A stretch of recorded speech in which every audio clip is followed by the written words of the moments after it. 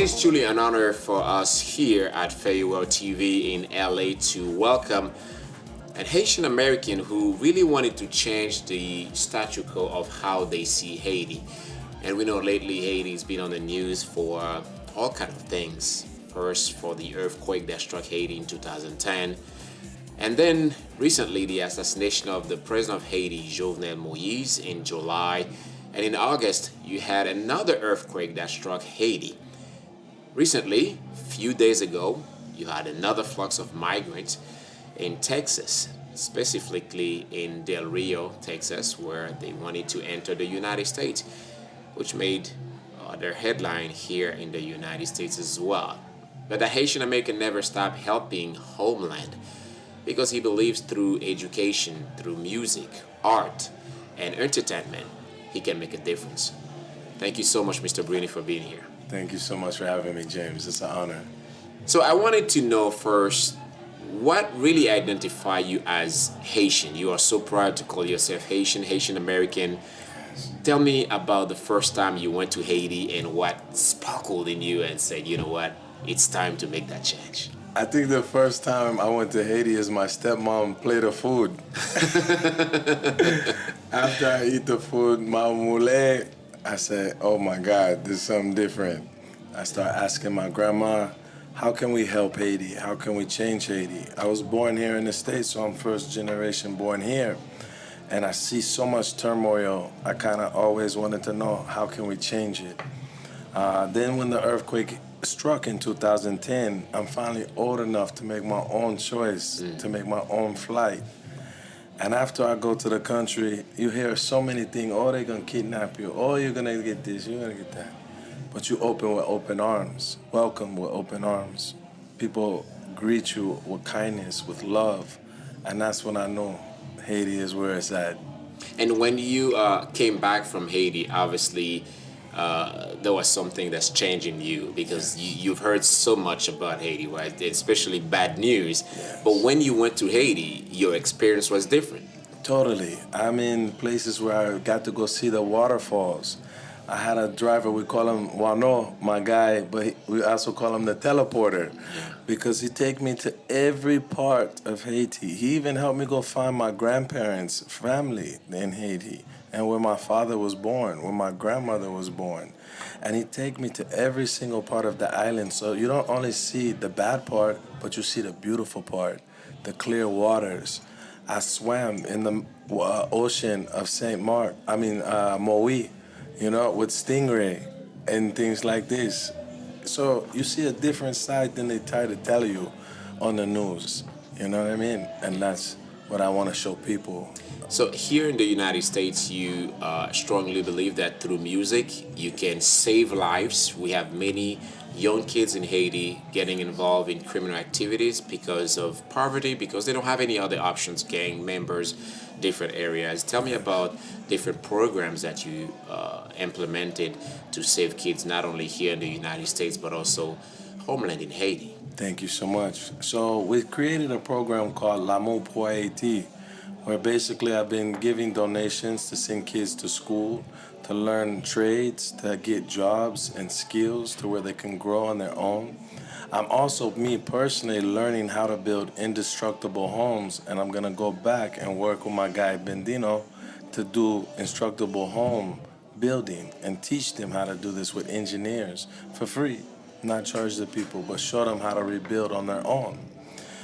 We've also done programs with feeding. We got a goal right now of taking 200 of the families that was in the most stricken place from the last earthquake and sponsoring 200 families every month, thanks to my partners here. The next goal is to also help to increase the health care. A lot of people don't understand. Haiti is 27 to, I think, 100,000 in doctors. That makes no sense, you know what I mean? So that meaning 27 doctors take care of 100,000 people in one square area. That's unheard of in the States. Here in California alone, it's 81 to 100,000. We need to increase that. So there's a lot of things that we want to do to bring home to another level. I wanted to ask you about the recent news Yes. of Haitian migrants at the border, in Texas border. When you were watching the news, what was your reaction? You know, after seeing how they welcome the Afghans, it was very disheartening. Haiti has fought for the United States in no other way like any other country.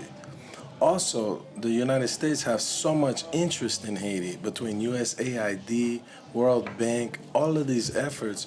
You would think they would give them a chance.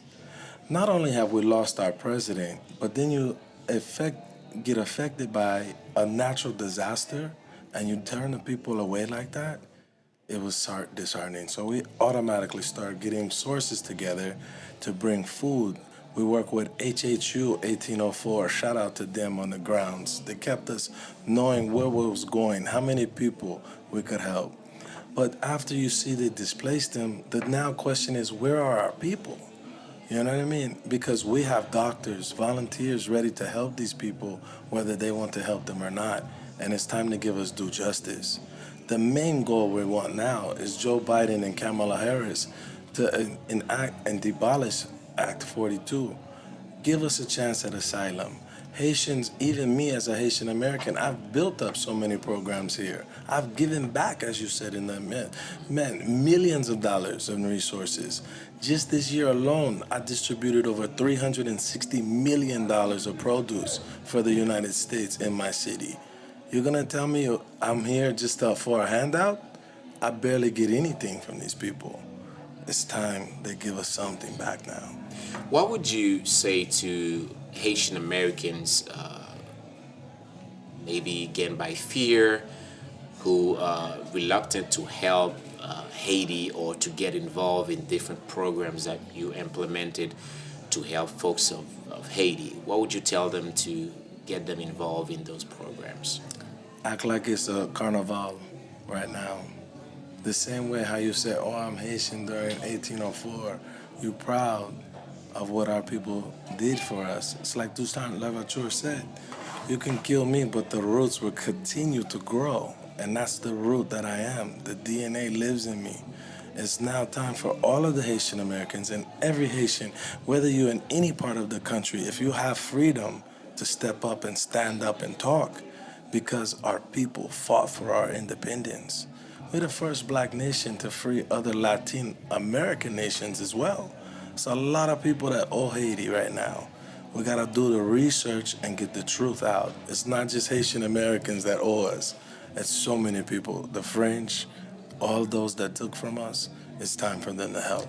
Well, nicely said, Mr. Brini. I can't wait to see the development of those programs, and I know that for sure you will keep on helping the people of Haiti homeland as well. Thank you so much. Thank you. All right, and thank you as well to you for watching. These are kind of the shows that we'll be implementing more here in California to bring to you stories, great stories of Haitian Americans living here, but Haitians who really want to get involved. Not only their stories the American way, but also want to get involved in giving back to communities in the United States and also Haiti. Thank you for watching.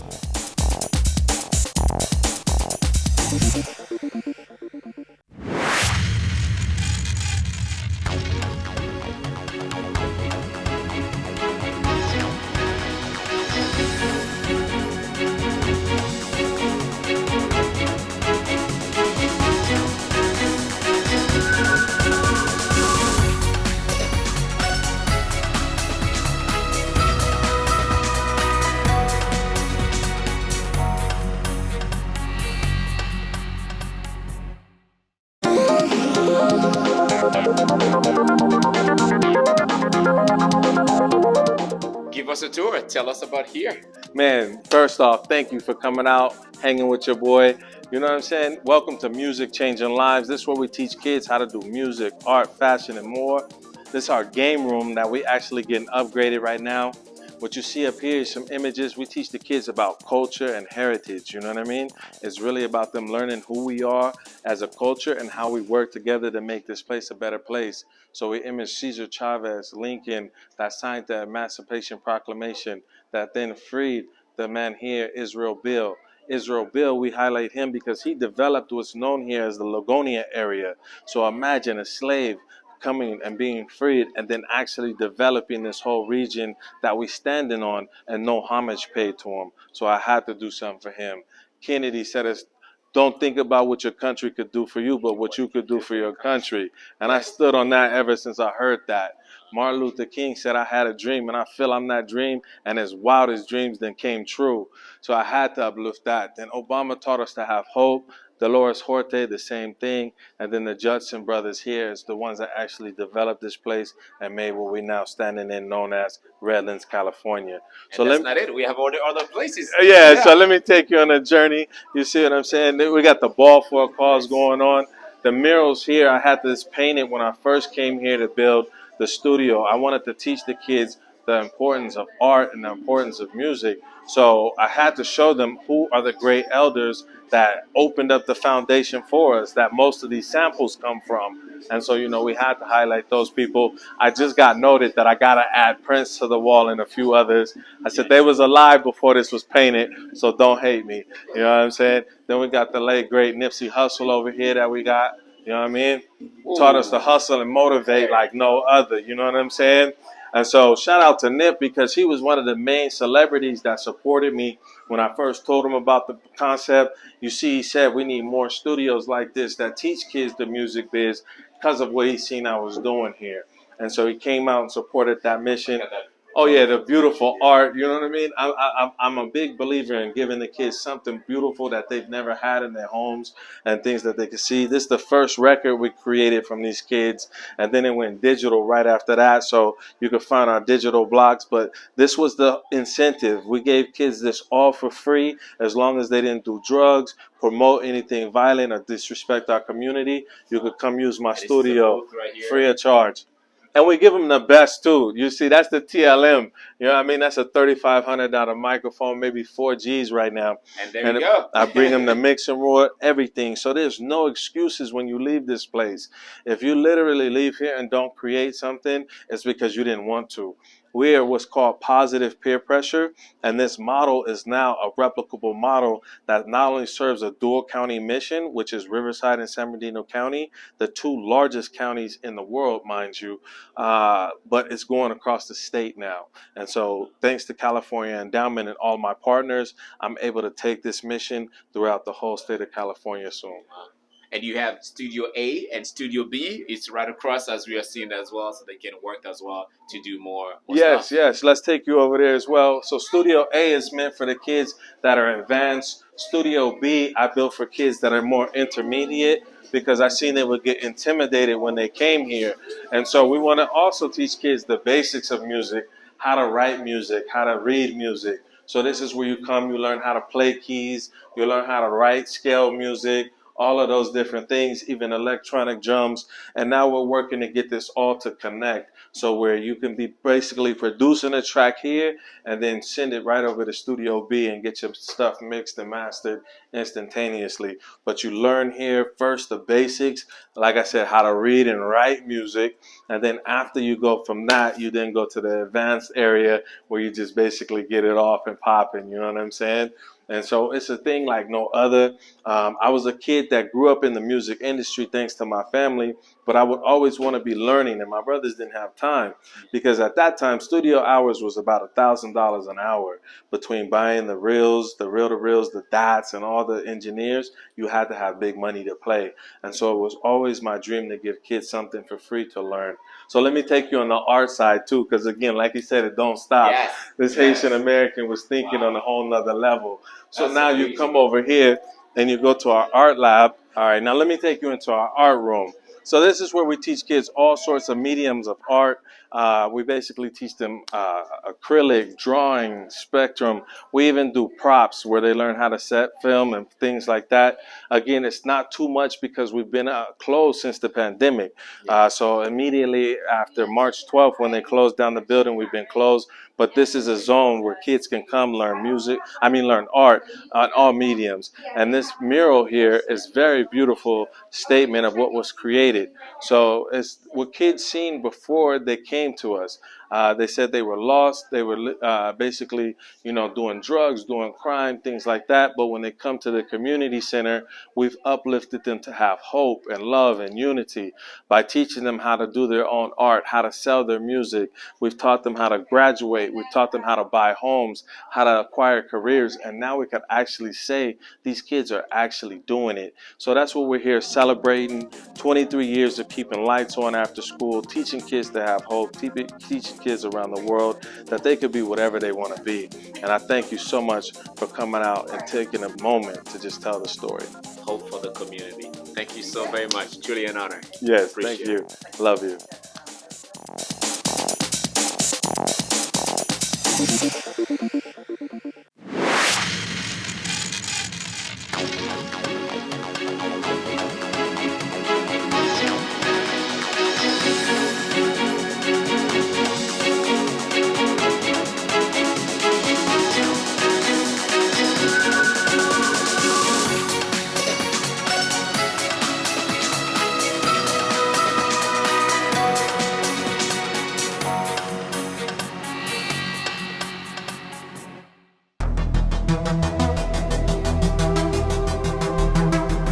Bentino, so what is it you're doing today from scratch? Hey, I'm just painting, doing some painting here for, charity work for the kids. It's about basketball.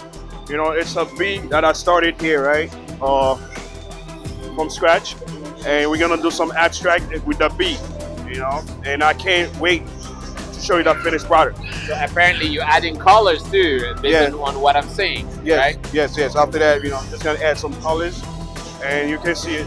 So we're waiting. Very inspiring, so we'll see what's coming up next. Yes, definitely. All right, here we go, guys. We got the finished product here. Bentino. Oh my goodness, I love what I'm seeing. There you go. That's the finished product, isn't it? Yes, it is. Yeah. Yeah, we're working. We get inspired by the kids, man. The kids over there, man. We get inspired by them. So starting from scratch without color, just crayons, and then now to have that, how long does it take you to start to finish? What is the time frame? Oh man, that's maybe almost an hour and a half. I can say, yeah. It's like around hour or hour and a half. That's when I started. Hour and a half, and I start seeing kids already admiring your work, people coming in and out to say thank you for what you do. That is really amazing for doing that to the community. Yes, I'm from the community too, so we have to give back to the community, so I get inspired by my people, so I'm here for this.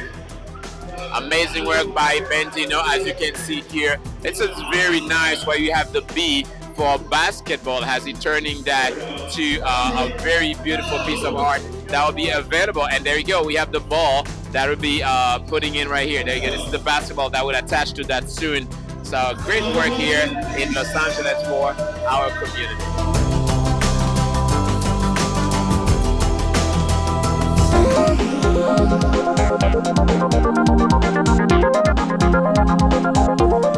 Welcome back to our last segment, and joining us now is someone with multiple hats. He's an actor, he's an entrepreneur, a humanitarian, an NBA agent, but most importantly, he's someone that is inspiring so many communities, not only in New York, but now he's in LA with us. Mr. French. Hey, thank you for having me, man. Thank you so much for being here. We always cross paths on social media because you're always there motivating people, a whole community that you don't even see, but you are inspiring them. So truly an honor now to have you back in our studio. Pleasure's all mine, man. Social media has been amazing to me, just using it as a great platform to keep inspiring and motivating people. But it's been fun though, man. It's been good. Wow. I want to take our viewers back to your childhood. Tell us more about your upbringing. Yeah, so I come from Queens. You see the jacket, New York. Grew up with my mom. She passed away when I was 15. And my dad, he was in jail most of my life. So my grandma, raised me. And, she was a hustler. So I got my hustle from my grandma. And, I played basketball, always been an entrepreneur, and just growing up in New York City, you got to be a hustler and grinder, and then when I got out of college, I helped start this sports drink company called Body Armor, And after that, things kind of took off, I would say, Yeah.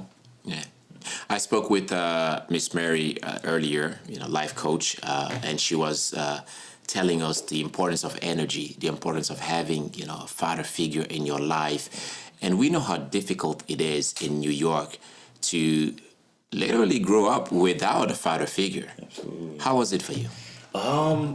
It was tough for sure. Looking back now, it was tough. And I definitely suffer from some things now, like, my relationship with men is kind of tough. Like, I can't have a man telling me what to do. I work better with females because I was raised by women. But I made the best of my situation, and when I have kids, I'll make sure I'm in their lives, and I inspire people to be in their kids' lives and everything like that. So it's okay. I'm all right. I turned out all right. So Turned out all right, and go learn the process and change it is a totally different thing. So have you encountering, like, maybe I do therapy, maybe I learn more about it, and understanding that was an empty spot. Now I need to fill in order for me to give more to my kids, as you said, in the future. Yeah, for sure. I definitely want to do therapy. I'm definitely going to sign up for her life coach classes and things like that. But I definitely want to, get better so, I could get myself right and, deal with my problems and stuff like that. You're a very busy person. Like I said, different hats. Most important thing that you and we share is about fitness. It's about maintaining your body and stay healthy. Absolutely. Man, people are going crazy outside of the world looking at your body on social media. Huh? As they should, man. How you keep up with it? Yeah, so that's the foundation, man. That helps keep me sane. When I lost my mom when I was 15, I turned to basketball, and I was able to focus on that, and it helped me get through that. And still today, first thing I do when I wake up is work out. So it helps get my mind right. And a lot of successful people, work out, and I train with two Haitian cops. France and Sony is my guys, so they help keep me sane, and they're older, so I just learn, it's more mental than anything. Yes. And the body just comes with it, so it's like a bonus, so it's cool, man. Yeah, because if you are feeling comfortable with your body, automatically sending a signal to your mind that, okay, I'm all right, I'm good, then you keep it going and keep you on track as well. So you preparing your meal, or you have a special meal that you follow to I want to go deeper into the secret, so maybe next time I look much better like you. Man, this guy's crazy, man. But yeah, I don't have time to cook, honestly. So I work with some meal prep companies, and I've just been able to do a good job of kind of monetizing everything I do. Yes. From the clothes I wear to the food I eat, to the alcohol I drink, to the water I drink. So anything I do, I try to work with companies that I like and just promote it and help blow them up, because I love building brands. That's what I'm very passionate about. Yeah, I'm glad you mentioned that, because one of the key important element of your life, and I want our viewers to understand, is you as an entrepreneur. So you are not making moves just to please people, as many do on social media. I just, let me pop up bottles or let me look like that. So your moves are well calculated. Tell us more about how you think the idea of becoming an entrepreneur changed your life, not only financially, but now you feel that you have a certain freedom compared to other people. Yeah, for sure. Just growing up, my mom, she was heavily with the entrepreneur spirit, and she would always tell me, I don't want you to work for nobody, I want you to be your own boss. And honestly, just coming out of college, I had to work with people. I never considered I'm working for somebody. I had to work with people, because you got to learn the business. But being an entrepreneur kind of is a glamorous lifestyle on social media, but behind the scenes, man, that shit is really hard, man. It's, you get no sleep, stress. I have no time for a wife or a girlfriend or kids yet, which I really want to, have kids, have a family. But it's fun. It's what I'm passionate about. It's what I love to do. So, I'm happy about it. What are the challenges you faced as an entrepreneur? Oh, man. Investing in myself, that's the biggest thing. Sometimes you'll go into debt. I've been in debt a lot of times, since a kid. So I'm comfortable now with being in debt. and betting on myself and knowing that it's going to pay off. But at first, those first steps, you're like, man, I'm going to pay the rent, how I'm going to eat, how I'm going to do this. So all the young entrepreneurs out there, I'll definitely say invest in yourself. It's the most important thing, and just try not to stress too much. I'm pretty chill and pretty calm. When things are going well, I stay calm. When things are going bad, I stay calm. So try to stay even keel is what's been working for me, I'd say. Yeah, some of the struggles that we are facing in the African American communities are about budget, right? We don't know that if you get paid $100, you cannot spend $100, right? You have to spend at least 25. You have to invest another 25 and pay bills with the other 50. During your live on social media and all the things, you're always telling them about make sure that you're on budget, make sure that you follow that, otherwise you have what you call stress. How important you think that is for you to keep reminding our community about financing? Yeah, man, the education is something that, I had to learn on my own. I had to, go through my trials and tribulations. Unlike other communities where they're passed down things and everything like that. So I'm trying to change our community and pass down the wisdom and education that I have, so the kids don't have to go through that. But budget is super important, man. You don't want to be spending your money on things that's going to depreciate, cars and jewelry and stuff like that. And invest is something, don't save your money, invest your money. You know what I mean? Having it under your pillow or in the bank is not doing anything. So I'm big into real estate. I've been purchasing properties, thank God.